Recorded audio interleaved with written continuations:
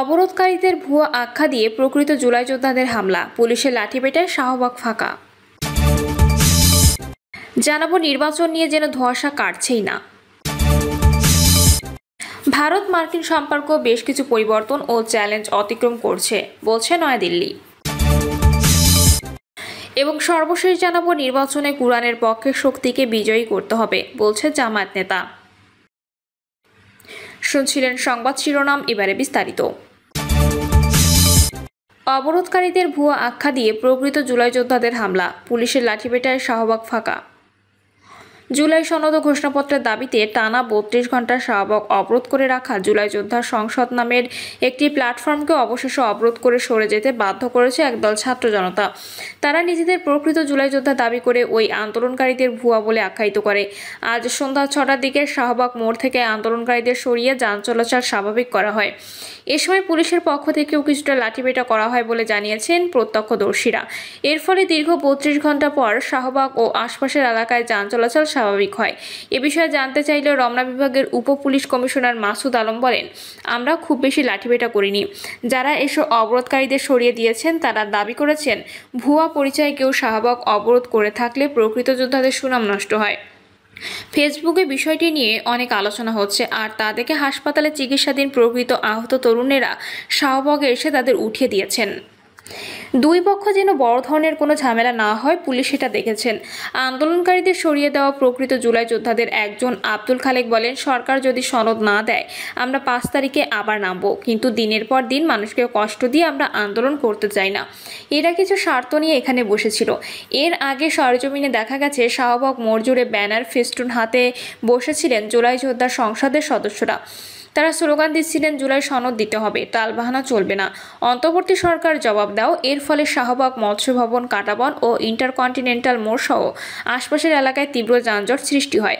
হাসপাতালে যাওয়ার পথে রোগী ও স্বজনদেরও চরম ভোগান্তিতে পড়তে দেখা যায়।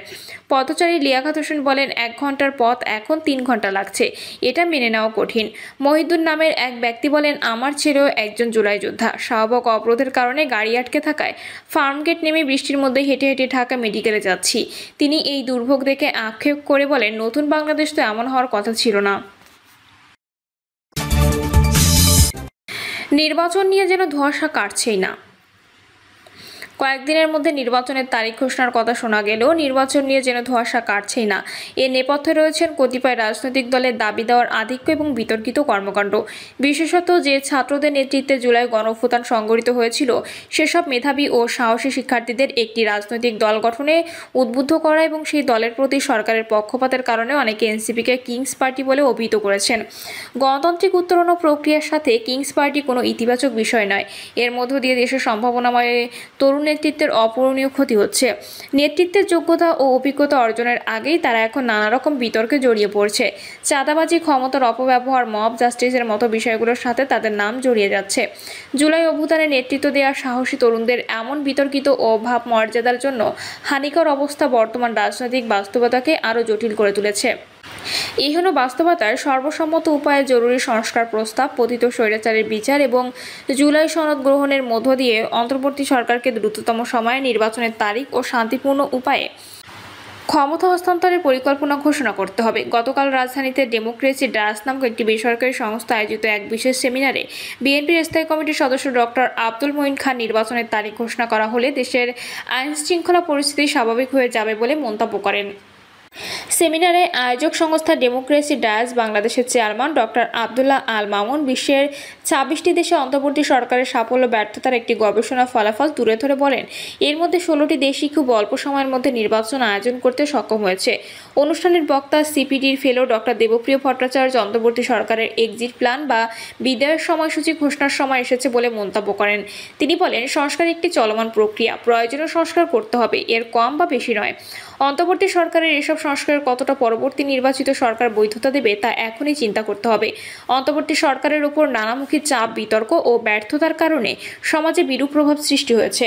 বিএনপির মতো বৃহত্তম দলকে পাশ কাটিয়ে বৈষম্য বিরোধী ছাত্র আন্দোলনের নেতাদের নিয়ে গঠিত নতুন রাজনৈতিক দলের প্রতি সরকারের পক্ষপাত এবং তাদের নানা রকম দাবি দেওয়ার সাথে জামায়াতে ইসলামের সমর্থন ও গোপন সমঝোতা পরিস্থিতিকে জটিল করে তুলেছে। জামায়াত এবং এনসিপির বাড়াবাড়ি এবং দেশকে অস্থিতিশীল করে তুলতে পতিত স্বৈরাচারের দোসরদের অপতৎপরতা নির্বাচন নিয়ে ধোঁয়াশা ও অনিশ্চয়তা বাড়িয়ে তুলেছে। এ ধরনের পরিস্থিতি থেকে পতিত স্বৈরাচারের দোসররা নিজেদের এজেন্ডা বাস্তবায়নে কাজে লাগাতে চাইবে, এটাই স্বাভাবিক। বিগত ফ্যাসিবাদী সরকারের প্রধান এবং কুশীলবরা রাষ্ট্রের প্রায় প্রতিটি সংস্থাকে অকার্যকর করে পালিয়েছে। 16 বছরের শাসনামলে তারা গণতান্ত্রিক ব্যবস্থাকে ধ্বংস করতে যা কিছু করেছে তা থেকে উত্তরণ ঘটাতে প্রয়োজনীয় রাষ্ট্র সংস্কার এবং একটি সুষ্ঠু অবাধ ও অংশগ্রহণমূলক নির্বাচনের পরিবেশ তৈরির ক্ষেত্র প্রস্তুত করতে অন্তর্বর্তী সরকার তার সক্ষমতা ও সদিচ্ছার প্রমাণ দিতে ব্যর্থ হয়েছে। 1 বছরে পতিত স্বৈরাচারের বিচার প্রক্রিয়ার অগ্রগতি দৃশ্যমান হয়নি। জাতীয় ঐক্যমত্য ও জুলাই সনদ নিয়ে এখনও মতপার্থক্য লক্ষ্য করা যাচ্ছে। অন্তর্বর্তী সরকারের প্রধান উপদেষ্টা ডক্টর ইউনূস ত্রয়োদশ জাতীয় নির্বাচনকে সুষ্ঠু, অবাধ ও বিশ্বমানের নির্বাচন হিসেবে স্মরণীয় করে রাখার প্রতিশ্রুতি দিয়েছেন। আগামী ফেব্রুয়ারি দ্বিতীয় সপ্তাহের মধ্যে অনুষ্ঠেয় জাতীয় নির্বাচনকে সফল করতে হলে সংস্কারের প্রয়োজনীয় ধাপ, বিচার প্রক্রিয়া এবং নির্বাচনের আনুষঙ্গিক কর্মকাণ্ড এখনই শুরু করতে হবে। সর্বাগ্রে প্রয়োজন নির্বাচনের তারিখ ঘোষণা করা। জাতির ঘাড়ের ওপর 1.5 দশক ধরে চেপে বসা ফ্যাসিবাদী রিজিমের পতন ঘটানো গতানুগতিক রাজনৈতিক প্রতিক্রিয়ায় অসম্ভব ছিল।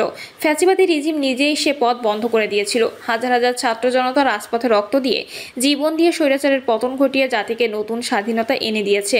বৈষম্য বিরোধী ছাত্র আন্দোলনে এর নেতৃত্ব দিলেও বিএনপি সহ আওয়ামী ফ্যাসিবাদ বিরোধী সব রাজনৈতিক দল এই আন্দোলনে যোগ দিয়েছেন বলেই তা সফল হয়েছিল।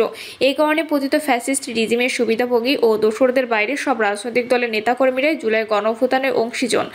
অন্তর্বর্তী সরকার দেশের গণতান্ত্রিক প্রক্রিয়াকে সমুন্নত করতে সব রাজনৈতিক দলের প্রতি নিরপেক্ষ অবস্থান গ্রহণ করলেও অনেক বিতর্ক এড়িয়ে চলা সম্ভব। বিদ্যমান রাজনৈতিক ব্যস্ততায় দেশের আইন শৃঙ্খলা ও জননিরাপত্তার সংশ্লিষ্ট বাহিনীগুলোর অক্ষমতা, ব্যর্থতা ধরা পড়েছে। আইন শৃঙ্খলা বাহিনীতে ব্যাপক রদবদল ও সংস্কারের প্রয়োজনীয়তা অস্বীকার করা যায় না। গত 1 বছরে এই ক্ষেত্রে সরকারের অর্জন খুবই কম। অরাজনৈতিক অন্তর্বর্তী সরকারের ওপর অনভিজ্ঞ নতুন দল এনসিপি ও জামায়াতের প্রভাব এবং 3 বারের ক্ষমতাসীন দল বিএনপির সাথে এক ধরনের দূরত্ব ও অস্বচ্ছতার কারণে সরকারের জনপ্রিয়তার পারদ নিম্নগামী। অমীমাংসিত জাতীয় ইস্যুগুলো নিয়ে সরকারের সদিচ্ছা ও যথাযথ কর্মতৎপরতা এবং নির্বাচনের তারিখ ঘোষণা করা, নির্বাচনের লেভেল প্লেয়িং ফিল্ড গঠনের উদ্যোগ দৃশ্যমান হলে পরিস্থিতি আমূল পাল্টে যাবে বলে আশা করা যায়। সকলকে মনে রাখতে হবে, প্রবল ফ্যাসিস্ট রিজিমের পতনের পর তাদের গণহত্যা, গুম, খুন, লাখ লাখ কোটি টাকা পাচারের বিচার প্রক্রিয়া চলমান অবস্থায় রাজনৈতিক বিভেদ সুষ্ঠু নির্বাচনের পরিবেশকে ঝুঁকিপূর্ণ করে তুলতে পারে। সারা দেশে চাঁদাবাজি, মব সন্ত্রাস সহ দলীয় কোন্দল ও হানাহানি জনমনে বিরূপ প্রভাব সৃষ্টি করছে। এমন পরিস্থিতি সরকারের নির্বাচন পেছানোর কৌশল কিনা এমন সন্দেহ করছে কেউ কেউ। এসব সন্দেহ ও আশঙ্কা দূর করে পারস্পরিক আস্থা ও ঐক্য গড়ে তোলার মাধ্যমে অবাধ সুষ্ঠু জাতীয় নির্বাচন অনুষ্ঠানের মধ্য দিয়ে পতিত স্বৈরাচারের সব ষড়যন্ত্র নস্যাৎ করে দিতে হবে। দেশবাসী আশা করে প্রধান উপদেষ্টা ডক্টর মোহাম্মদ ইউনূস কাল বিলম্ব না করে নির্বাচনের সময় ঘোষণা করবেন এবং নির্বাচিত সরকারের কাছে ক্ষমতা হস্তান্তর করে ভালোই ভালোই তার সরকারের বিদায়ের পথ প্রশস্ত ও নিশ্চিত করবেন। ভারত মার্কিন সম্পর্ক বেশ কিছু পরিবর্তন ও চ্যালেঞ্জ অতিক্রম করছে, বলছেন নয়াদিল্লি। আন্তর্জাতিক চাপ ক্রমেই বাড়ছে নয়াদিল্লির উপর। মার্কিন যুক্তরাষ্ট্রের নতুন ট্যারিফ নীতি, রুশ তেল কেনা নিয়ে পশ্চিমা বিশ্বের সমালোচনা, F-35 যুদ্ধবিমান চুক্তি নিয়ে দ্বিধা, ইয়েমেনে মৃত্যুদণ্ডপ্রাপ্ত ভারতীয় নার্স নিমিষা প্রিয়াকে ফিরিয়ে আনার মানবিক ইস্যু এবং এর পাশাপাশি কোয়াড ও চীন পাকিস্তান ঘিরে কৌশলগত প্রশ্ন, সব মিলিয়ে ভারত সরকারের উপর এখন বহুমাত্রিক চাপ। এই প্রেক্ষাপটে আজ ভারতের পররাষ্ট্র মন্ত্রণালয়ের মুখপাত্র রণধীর জয়সওয়াল সাংবাদিকদের মুখোমুখি হয়ে একটানা ব্যাখ্যা করলেন নয়াদিল্লির অবস্থান। তিনি বলেন, যুক্তরাষ্ট্রের ট্যারিফ বাড়ানো নিয়ে আমাদের মতপার্থক্য রয়েছে ঠিকই, তবে কূটনৈতিক স্তরে তা নিয়ে গঠনমূলক আলোচনা চলছে। প্রধানমন্ত্রী ও পররাষ্ট্রমন্ত্রী নিজেই বিষয়টি নজরে রেখেছেন। দুই দেশের সম্পর্ক এই মুহূর্তে বেশ কিছু পরিবর্তন ও চ্যালেঞ্জ অতিক্রম করেছে। এক প্রশ্নের জবাবে তিনি জোর দিয়ে বলেন, ভারত তার জাতীয় অর্থনৈতিক স্বার্থ থেকে কোনোভাবে সরে আসবে না। F-35 যুদ্ধ বিমান প্রসঙ্গে তিনি বলেন, প্রযুক্তিগত সহযোগিতা গুরুত্বপূর্ণ, তবে ভারতের প্রতিরক্ষা নীতি কোনো চাপের মধ্যে চলে না।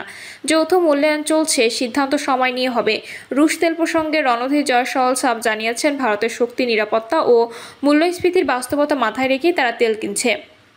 তাদের অবস্থান যুক্তিযুক্ত ও দায়িত্বশীল। সবচেয়ে মানবিক ইস্যু ছিল ইয়েমেনে মৃত্যুদণ্ডপ্রাপ্ত নার্স নিমিষা প্রিয়াকে নিয়ে। মুখপাত্র বলেন, আমরা পরিবারটির সঙ্গে নিয়মিত যোগাযোগ রাখছি। উচ্চ পর্যায়ে ইয়েমেনের প্রশাসনের সঙ্গে আলোচনা চালিয়ে যাচ্ছি। যদিও কার্যত তিনি স্বীকার করে নেন এটি একটি কঠিন কূটনৈতিক সংকট। কোয়াড নিয়ে প্রশ্নে তিনি বলেন, এটি কোনো সামরিক মঞ্চ নয়, বরং একটি অংশীদারত্ব যেখানে ভারত প্রশান্ত মহাসাগর অঞ্চলকে অবাধ ও স্থিতিশীল রাখা মূল লক্ষ্য। চীন ও পাকিস্তান প্রসঙ্গে সংক্ষেপে তিনি বলেন, সীমান্ত পরিস্থিতি জটিল ঠিকই, কিন্তু আমরা শান্তিপূর্ণ সমাধান চাই। সন্ত্রাসবাদ নিয়ে আমাদের অবস্থান সবসময় কঠোর।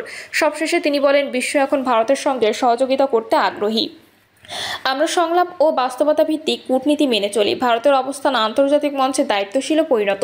বিশ্লেষকদের মতে আজকের সাংবাদিক সম্মেলন ছিল এক ধরনের ব্যাখ্যা বিষয়ক কৌশল। আন্তর্জাতিক চাপের মুখে নয়াদিল্লি নিজেকে ভারসাম্যপূর্ণ অবস্থানে রাখার চেষ্টা করছে, যা প্রতিটি লাইনে স্পষ্ট। ভারত সরকার বিভিন্ন প্রশ্নের মুখে পড়েছে, আর ভারতের পররাষ্ট্র মন্ত্রণালয় আজ সেই জবাব দেওয়ার চেষ্টা করেছে। নির্বাচনে কুরআনের পক্ষে শক্তিকে বিজয়ী করতে হবে, বলছে জামায়াত নেতা। আগামী জাতীয় সংসদ নির্বাচনে কুরআনের পক্ষে শক্তিকে বিজয়ী করার আহ্বান জানিয়েছেন জামায়াত ইসলামের কেন্দ্রীয় নায়েবে আমির অধ্যাপক মুজিবুর রহমান। তিনি বলেন, দেশের মানুষের প্রকৃত স্বাধীনতা অর্জনের জন্য মানবরচিত মতবাদকে দাফন করতে হবে। জালেমের বিরুদ্ধে যারা আন্দোলন করে শহীদ হয়েছেন তাদের মহানবী সাল্লাল্লাহু আলাইহি ওয়াসাল্লাম শহীদের মর্যাদা দিয়েছেন। প্রথম ও দ্বিতীয় স্বাধীনতার পর দেশের মানুষকে আরও একটি স্বাধীনতা অর্জন করতে হবে। মানুষের গোলামি করে কখনো স্বাধীন হতে পারে না। মুজিবুর রহমান বলেন, 1971 সালে প্রথম স্বাধীনতা অর্জনের পর আমরা 2024 সালের জুলাই আগস্টে দ্বিতীয়বার স্বাধীন হয়েছি। মানুষের উপর মানুষের গোলামি খতম করে আল্লাহর গোলামি কায়েম করার জন্য আমাদের আবার তৃতীয়বার স্বাধীনতার জন্য যুদ্ধ করতে হবে। যদি দেশের 17 কোটি মানুষের জন্য সম্মান, কল্যাণ ও স্বাধীনতা নিশ্চিত করতে চাই, তাহলে আমাদের সংসদে কুরআনের পক্ষে শক্তিকে বিজয়ী করতে হবে। ব্যক্তিগত জীবন থেকে শুরু করে রাষ্ট্রীয় কাঠামো পর্যন্ত সবখানে আল কুরআনের বিধান প্রতিষ্ঠা করতে হবে। প্রিয় দর্শক, এই ছিল এখনকার সর্বশেষ সংবাদ আপডেট। সব সংবাদ পেতে চ্যানেলটি সাবস্ক্রাইব করে বেল আইকনটি ক্লিক করে রাখুন।